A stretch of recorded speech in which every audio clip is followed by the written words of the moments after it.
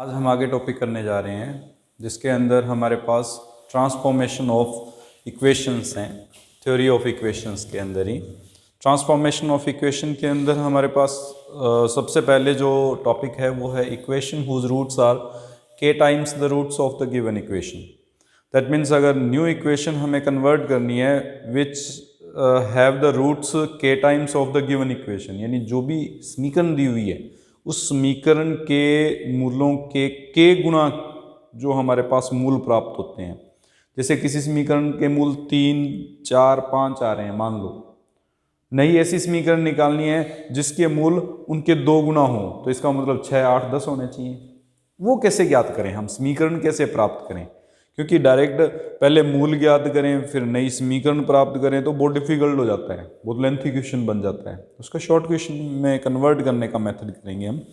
तो माना लेट करके चलते हैं, लेट इक्वेशन a0 x की पावर n, a1 x की power n minus 1, a2 x की power n minus 2 up to an equals to 0 is any equation of n power, कोई भी n घात की एक समीकरण है। इस समीकरण के अंदर हम लेट करके चलते हैं कि जो रूट्स हैं, let roots of given equation, ये जो दी गई समीकरण है इसके मूल हम मान के चलते हैं alpha 1, alpha 2, alpha 3 dash dash dash alpha n घात की है तो n मूल आने चाहिए। n मूल मान लिए कि x बराबर alpha 1, alpha 2, alpha 3 dash dash dash alpha n जो है वो इसके मूल हैं। हमें न्यू इक्वेशन निकालनी है जो इन मूलों का k गुना है, अर्थात k alpha 1, k alpha 2, k alpha 3 है। ये x के मान ही तो होते हैं सारे के सारे। इसका मतलब नई समीकरण का अगर चर हम y मान के चलें तो जो न्यू समीकरण है in new equation roots of equation are y is equal to K X. ये सभी जो मान थे वो x के ही मान होते हैं। हमें जो नई समीकरण निकालनी है वो इसके मूलों के k गुना है, k गुना है तो x के मान का k गुना होना चाहिए। अगर x के मान का k गुना हो चाहिए तो x का मान निकाल लो यहां से y बटे k, ये समीकरण में प्रतिस्थापित कर दो। a0 y बटे k की पावर n, a1 y बटे k की power n minus 1, a2 y बटे k की power n minus 2 up to an equals to 0। k power n लघुत्तम ले लें सारे में, इसमें k पावर n आएगा इसलिए a0 y की पावर n बना देगा। इसमें k पावर n माइनस 1 आ रहा है इसलिए a1 k y की पावर n माइनस 1 बनेगा। इसमें k की पावर n माइनस 2 आ रहा है इसलिए a2 k स्क्वेयर y की पावर n माइनस 2 बन जाएगा। और इसी तरह से ये इक्वेशन चलती रहेगी, लास्ट में k की पावर n बन जाएगी इक्वल्स टू 0। यानी अगर ऐसी कोई न्यू समीकरण बनानी है तो पहले मान को 1 से, दूसरे को k से, तीसरे को k स्क्वायर से, चौथे को k क्यूब से, इससे आगे चलते जाएंगे k की पावर n से।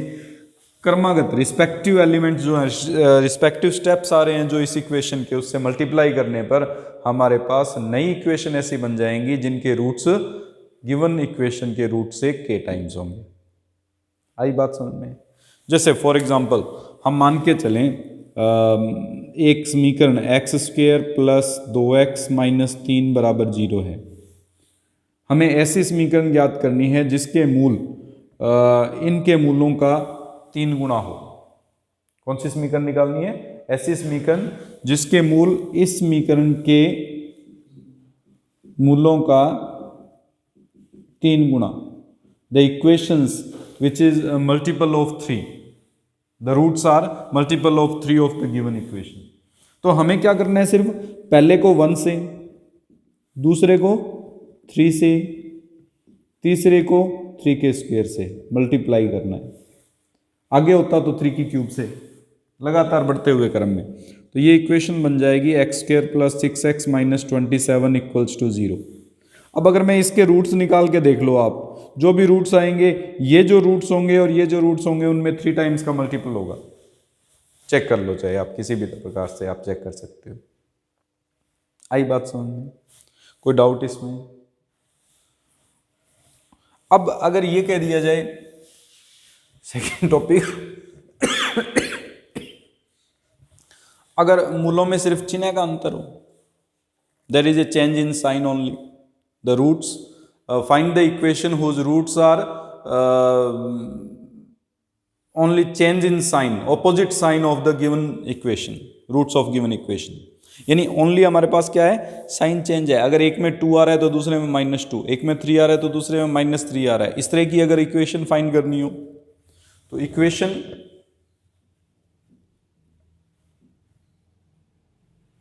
whose roots are opposite in sign,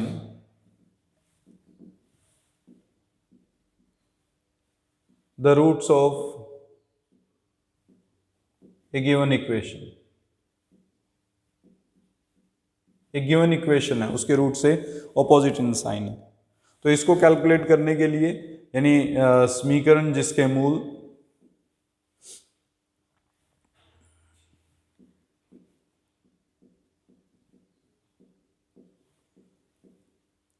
दी गई समीकरण के मूलों के विपरीत चिन्ह के हैं। अगर दी गई समीकरण के विपरीत चिन्ह के हैं तो उस स्थिति में सिर्फ k की जगह पर -1 रख दो आप। यहाँ k जो आया था उसकी जगह क्या रखोगे, -1, तो जो नई समीकरण बनेगी वो दिए गए समीकरण के मूलों का विपरीत हो जाएगा। इस प्रकार से हम इस टॉपिक को करेंगे। एक और आएगा इसमें, व्युत्क्रम आ जाए, दिए गए मूलों का व्युत्क्रम हो, तीसरा पार्ट बनता है। समीकरण जिसके मूल दिए गए समीकरण के मूलों का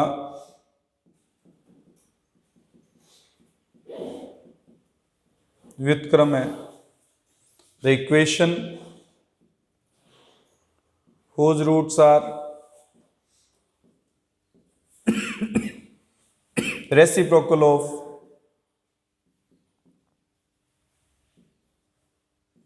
the roots of a given equation।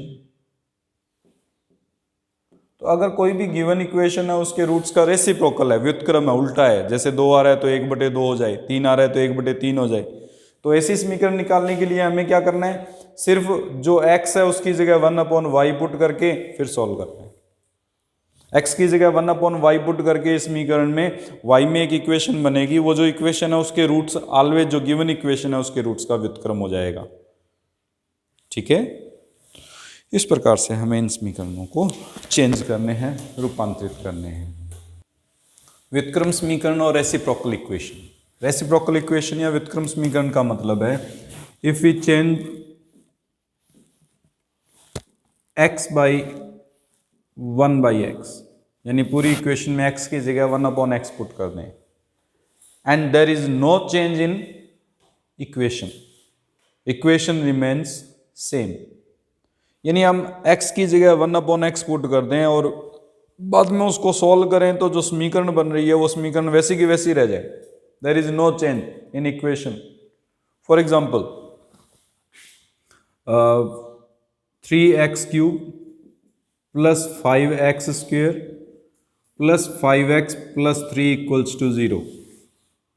अगर मैं x की जगह 1/x पुट करता हूं, 1/x का क्यूब, 1/x का स्क्वायर, 1/x प्लस 3 = 0 बनेगा।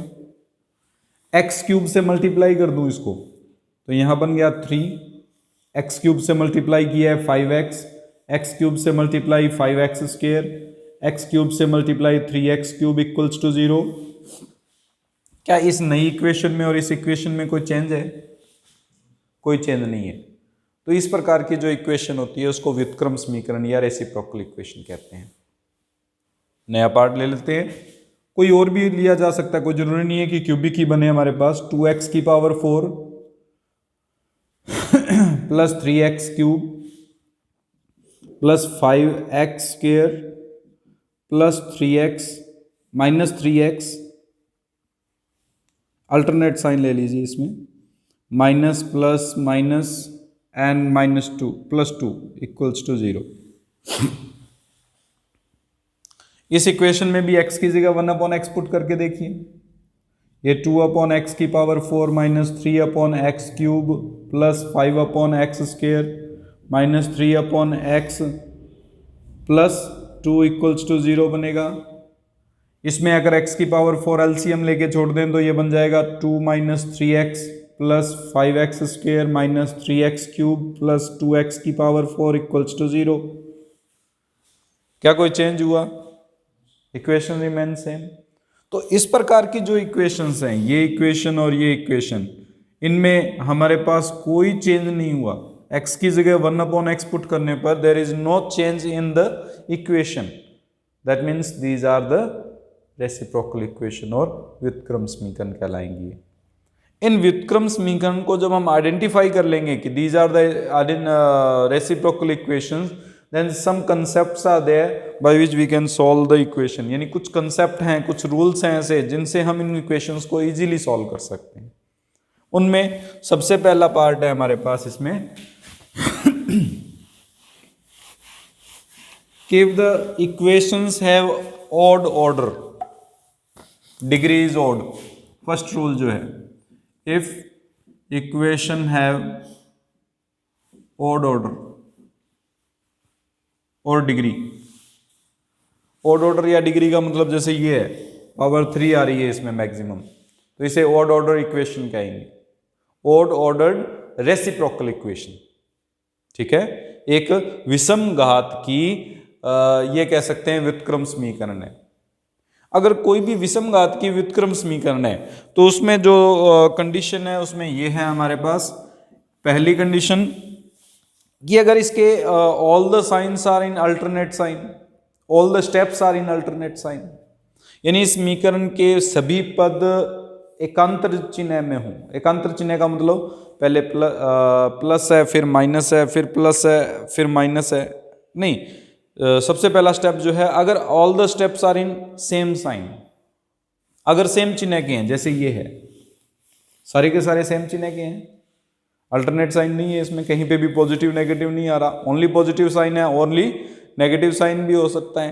तो अगर कोई भी इक्वेशन ऐसी हो जो ओड ऑर्डर की हो और उसके all the steps are having same sign, equal sign, तो उसका एक फैक्टर जो है वो x इज इक्वल टू -1 जरूर होगा। x इक्वल टू -1 उसका एक रूट जरूर होगा। अब एक रूट आ जाए तो बाकी के रूट्स हम निकाल सकते हैं x - 1 से, x+1 से डिवाइड करके। ठीक है, बी पार्ट है इसमें कि अगर ये देखो, ये पोजीशन और ये पोजीशन समदूरस्थ है, समदूरस्थ equal distant from start and end, ये सेकंड फ्रॉम स्टार्ट है, ये सेकंड फ्रॉम एंड है, तो इनको हम क्या कहते हैं? Equidistant points, equidistant steps from starting and ending, यानी समदूरस्थ बिंदु हैं, ये समदूरस्थ पद हैं हमारे पास शुरू से और अंत से। अब इसमें क्या नियम लगता है कि अगर समदूरस्थ जो दूरी है शुरू से और अंत से, उनके चिन्ह अगर हमारे पास विपरीत हों, उनके चिन्ह क्या हों? विपरीत। जैसे हमारे पास इक्वेशन इस प्रकार से आ जाए, 3x³ plus 5x² minus 5x minus 3 equals to 0। इसका चिन्ह और स्टार्टिंग एंड से चिन्ह साइन देखें, पॉजिटिव नेगेटिव है ना, इसके चिन्ह और इस स्टार्टिंग से और सेकंड स्टेप के साइन जो हैं वो दोनों ऑपोजिट हैं। अगर इस तरह से कोई ऑपोजिट साइन में आ जाए, समदूरस्थ जो बिंदु हैं या समदूरस्थ जो पद हैं उनके चिन्ह साइन जो है वो डिफरेंट डिफरेंट आ जाते हैं, ऑपोजिट आ जाते हैं, तो उस केस में उसका एक फैक्टर जो होगा वो x इज इक्वल टू +1 होगा। x +1 होगा तो हमें दो तो कंफर्म हो गए, एक तो x -1 का कंफर्म हो गया या एक x +1, दोनों में से कोई एक कंडीशन तो सेटिस्फाई होगी। हम उससे डिवाइड करके उससे लोअर पावर में डिग्री में चेंज कर सकते हैं, उसके बाद में उसको सॉल्व कर सकते हैं। आई बात समझ में? सेकंड टॉपिक इसमें है कि अगर if equation have even ordered, even order का मतलब सम है। अगर सम हो तो उस केस में हमारे पास क्या होगा कि जो व्युत्क्रम समीकरण है उसमें अगर अल्टरनेट साइन चेंज हो रहे हैं, अल्टरनेट साइन चेंज जैसे इसमें हो रहे हैं, एक प्लस है फिर माइनस है, फिर प्लस है फिर माइनस है, फिर प्लस है, अल्टरनेट साइन चेंज हो गए। अगर इवन पावर की है और अल्टरनेट साइन चेंज हो रहे हैं, पॉजिटिव नेगेटिव, तो उस केस में उसके दो रूट्स +1 एंड -1 जरूर होंगे। अगर वो इवन ऑर्डर की है एंड अल्टरनेट साइन है, स्टार्टिंग से ही अल्टरनेट साइन है, then it has two roots +1 and -1।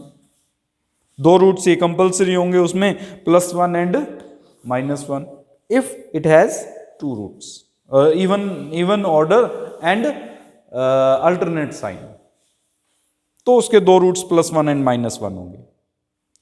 उसके बाद में हमारे पास भी अगर समदूरस्थ बिंदु हमारे पास विपरीत चिन्ह के हों इवन टर्म्स में, तो मिडिल टर्म 0 होगी। समदूरस्थ बिंदु यानी जैसे ये है, ये और ये अल्टरनेट साइन होता, अल्टरनेट यानी ऑपोजिट साइन होता। ऑपोजिट साइन का मतलब अगर ये पॉजिटिव ये नेगेटिव, ये पॉजिटिव ये नेगेटिव, ये पॉजिटिव, ये स्टेप 0 होता, मिडिल स्टेप। इवन डिग्री में ये कंपल्सरी है हमारे पास कि अगर इवन ऑर्डर का कोई भी रेसिप्रोकल इक्वेशन है और उसके ऑपोजिट साइंस हैं इक्वल डिस्टेंस से, तो मिडिल टर्म ऑलवेज क्या बनेगी, उसमें 0 बनेगी।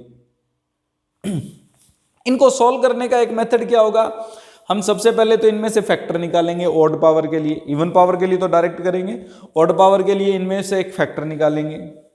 फैक्टर को डिवाइड करके, जैसे x इक्वल्स टू -1 रूट आ गया तो x+1 उसका फैक्टर होगा, x+1 से डिवाइड करेंगे। डिवाइड करने के बाद में वो इवन पावर में कन्वर्ट हो जाएगी। इवन पावर में जब कन्वर्ट हो जाएगी तो उसके लिए हम क्या करेंगे, x+1/x को y लेट करते हुए उससे हाफ डिग्री में चेंज कर लेंगे। पावर 4 में है तो पावर 2 में चेंज हो जाएगा। मैंने कल एक क्वेश्चन करवाया था आपको याद हो तो, क्वेश्चन नंबर 18 प्रीवियस एक्सरसाइज में, उसमें हमने क्या किया था, जब पावर 4 आ रही थी मैंने β² + 1/β² में कन्वर्ट कर लिया था और β² + 1/β² को y लेट करके और फिर उसको एक इक्वेशन नई बना दी थी। तो वो पावर 4 थी, उसको हमने किस में कन्वर्ट कर लिया था, पावर 2 में कन्वर्ट कर लिया था, हाफ पावर में कन्वर्ट कर लिया था। वो सेम मेथड यहाँ अप्लाई करेंगे हम। अगर कोई इवन डिग्री की कोई भी इक्वेशन बन जाती है, इवन डिग्री की हमारे पास कोई भी रेसिप्रोकल इक्वेशन बनती है, तो उसको x + 1/x की फॉर्म में कन्वर्ट करके इक्वल्स टू y लेट कर लेंगे, जिससे कि वो उससे लोअर डिग्री में कन्वर्ट हो जाएगी, हाफ डिग्री में कन्वर्ट हो जाएगी, कम घात में कन्वर्ट हो जाएगी, और उस कम घात की समीकरण को हम हल करके रूट निकाल सकते हैं। y के मान आने के बाद में इसमें वापस रखेंगे तो x के भी मान ज्ञात किए जा सकते हैं, क्योंकि द्विघात समीकरण बनेगी, द्विघात समीकरणों को हल किया जा सकता है। ये हमारे पास रेसिप्रोकल समीकरण और रेसिप्रोकल इक्वेशंस के कुछ रूल्स हैं। बराबर 0, इसमें x-2 का भाग देना है। सपोज कर रहे हैं कि x³ - 5x² + 6x - 3, इसके अंदर x-2 का डिवाइड करना है। देन सिंथेटिक मेथड को हम यूज कर रहे हैं। To solve by synthetic method हम क्या करेंगे, इसमें सबसे पहले इस प्रकार से दो लाइनें बनाएंगे, ठीक है। यहां इक्वल जो हमारे पास ऑर्डर है मैक्सिमम से मिनिमम तक, उनके कोफिशिएंट्स लेके चलेंगे। जैसे इसका कोफिशिएंट क्या आ रहा है, इसका कोफिशिएंट, इसका अगर कोई स्टेप बीच में नहीं होता तो उसका कोफिशिएंट 0 लेके चलेंगे। फॉर एग्जांपल अगर हमें यहाँ पे मान लो 6x ना दिया होता, 6x नहीं दिया होता तो x का कोफिशिएंट लेना पड़ेगा हमें, यहाँ 0 लेके चलेंगे फिर उस केस में, ठीक है। x-2 का डिवाइड कर रहे हैं तो x-2 बराबर 0 रख के x की वैल्यू निकाल लो आप, +2, इस 2 से डिवाइड करेंगे। इसमें कैसे डिवाइड करेंगे, इस 1 के नीचे लगाओ 0, ठीक है। 1 में से 0 घटा दो, जोड़ दो, इस 1 को 2 से गुणा करेंगे, इस 2 को यहां लिखेंगे, इन दोनों को जोड़ेंगे, -3 को फिर 2 से गुणा करेंगे, -6, 6 में से 6 घटाएंगे, 0 को 2 से गुना करेंगे, यहाँ पे जो बच गया वो लिख देंगे। ये जो आएगा वो एक्स स्क्वायर का गुणांक होगा। ये जो, क्योंकि एक्स क्यूब था तो एक्स स्क्वायर से शुरू होगा भाग देने के बाद। ये जो आएगा वो एक्स का गुणांक होगा, ये जो आएगा वो अचर पद होगा, और ये जो आएगा वो शेषफल होगा। इस विधि से जो डिवाइड करते हैं वो सिर्फ लीनियर पार्ट का ही डिवाइड किया जा सकता है, जैसे x-2, x-3, x-1 इसी का भाग दिया जा सकता है और किसी का नहीं। ये नहीं है कि हम और किसी का भाग दे देंगे, सिर्फ x-2, x-1 इन्हीं का भाग दिया जा सकता है।